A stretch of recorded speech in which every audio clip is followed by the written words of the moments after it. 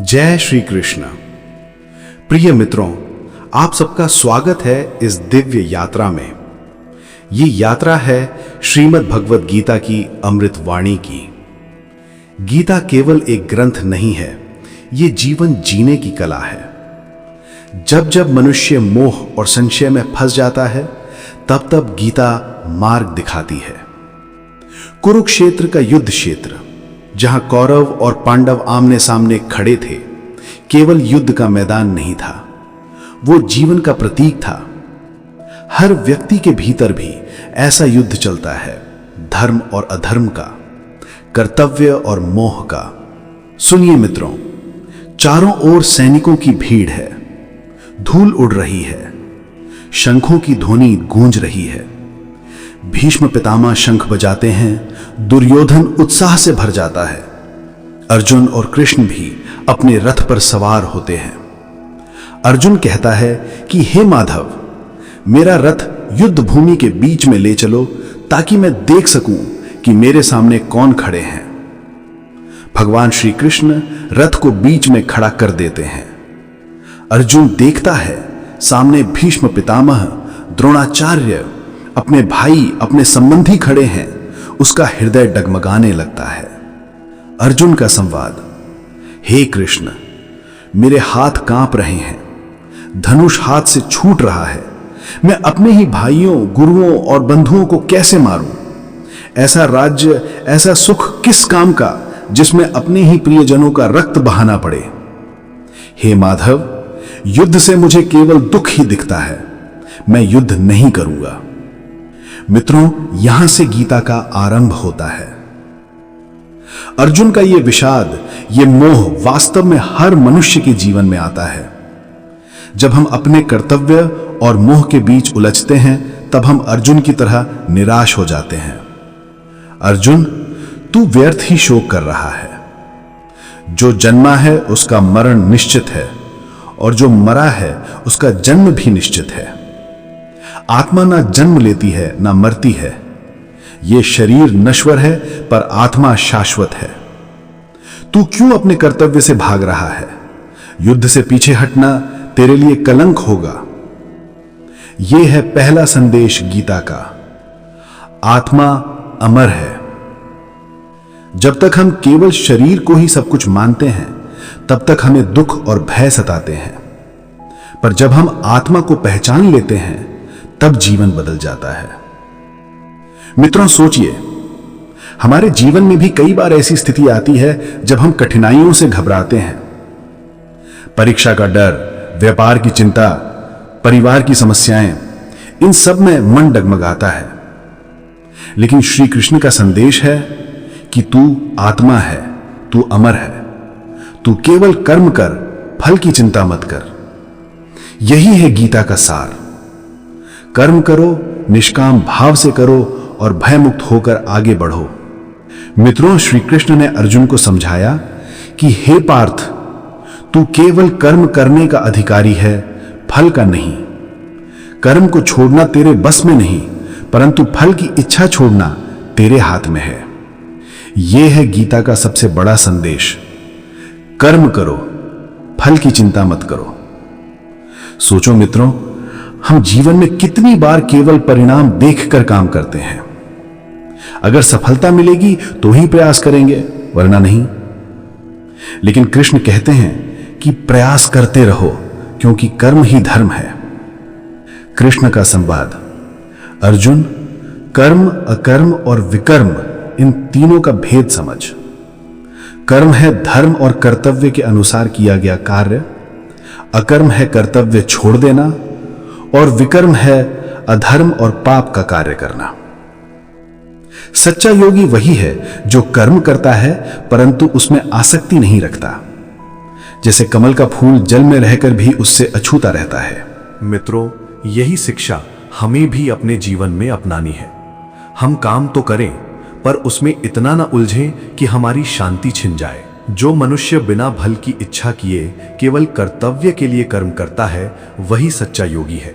वह कर्म करते हुए भी बंधन में नहीं पड़ता। हे अर्जुन, तू अपने कर्म मुझे अर्पित कर, तब तुझे न पाप लगेगा न मोह।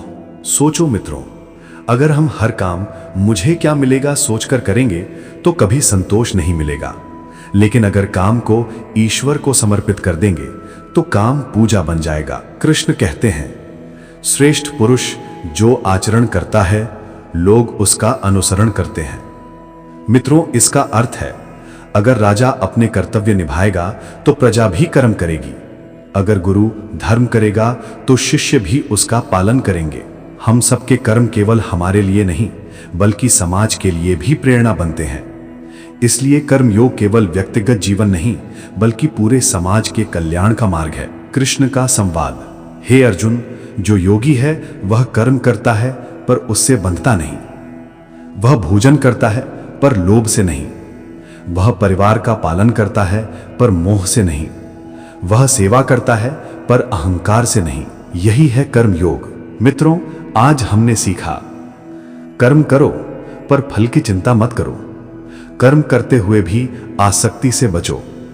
अपने कर्म समाज और भगवान को अर्पित करो। यही है जीवन का संतुलन, भक्ति का आरंभ। मित्रों, श्री कृष्ण ने अर्जुन से कहा, हे पार्थ, अनेक मार्ग हैं, ज्ञान का, ध्यान का, कर्म का, परंतु सबसे श्रेष्ठ मार्ग है भक्ति का। भक्ति क्या है?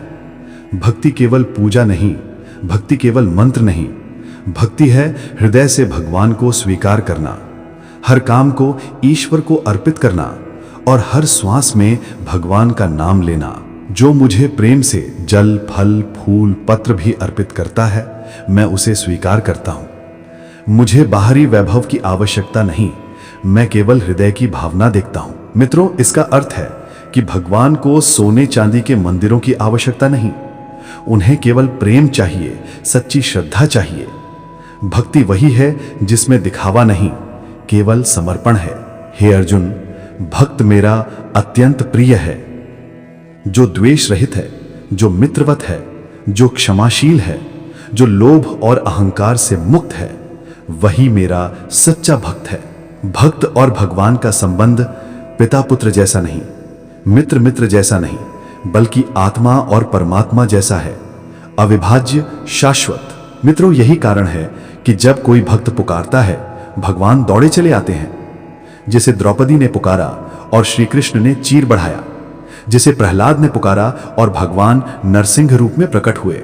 भक्ति के कई रूप हैं। कोई भगवान को मित्र मानकर भक्ति करता है यानी सखा भाव, कोई उन्हें अपने बच्चे के रूप में मानता है यानी वात्सल्य भाव, कोई उन्हें प्रेमी मानता है यानी माधुर्य भाव, कोई उन्हें स्वामी मानकर भक्ति करता है यानी दास भाव। श्री कृष्ण कहते हैं, भले ही कोई जिस भाव से मुझे भजता है, मैं उसी भाव में उसकी भक्ति स्वीकार करता हूं। इसलिए भक्ति किसी एक ढांचे में नहीं बंधी, भक्ति तो केवल प्रेम है, समर्पण है। भक्ति योग का निष्कर्ष।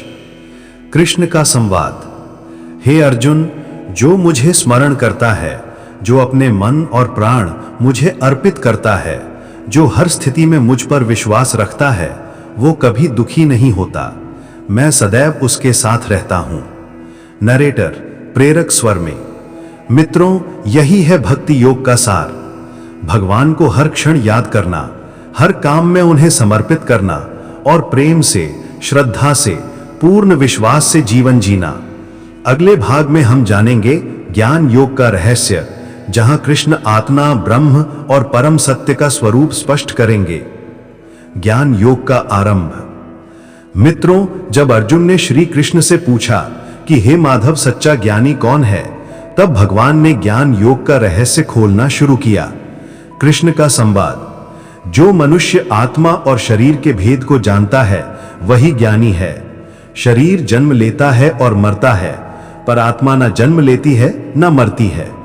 आत्मा शाश्वत है, अविनाशी है और वही मनुष्य का सच्चा स्वरूप है, ब्रह्म का स्वरूप। कृष्ण का संवाद। हे अर्जुन, ब्रह्म वो है जो नित्य है, जो कभी पैदा न हुआ न कभी नष्ट होगा। संपूर्ण जगत ब्रह्म में स्थित है और ब्रह्म सबके भीतर विद्यमान है।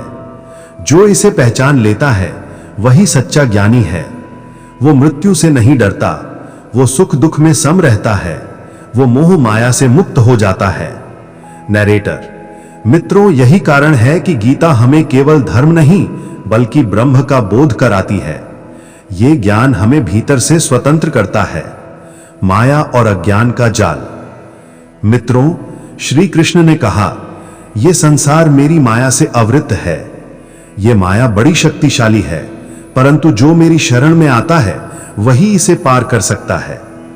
मित्रों, माया क्या है? माया है असत्य को सत्य मानना, शरीर को आत्मा समझना, धन को ही सुख मानना, संसार को ही अंतिम मान लेना।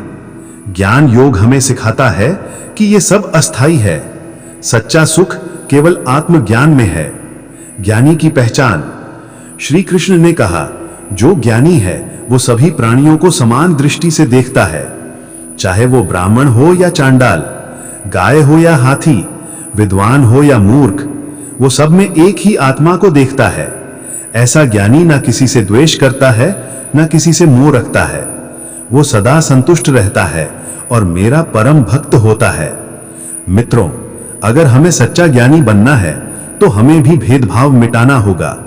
हमें हर प्राणी में भगवान का ही अंश देखना होगा।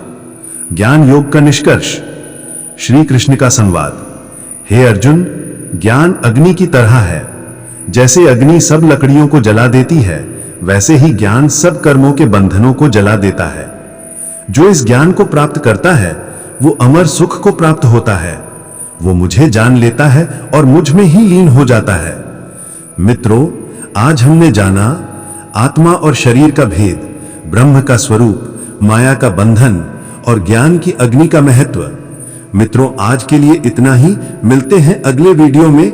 जाते जाते दोस्त, वीडियो को एक लाइक, कमेंट और सब्सक्राइब करके जाना। जय श्री राधे कृष्ण।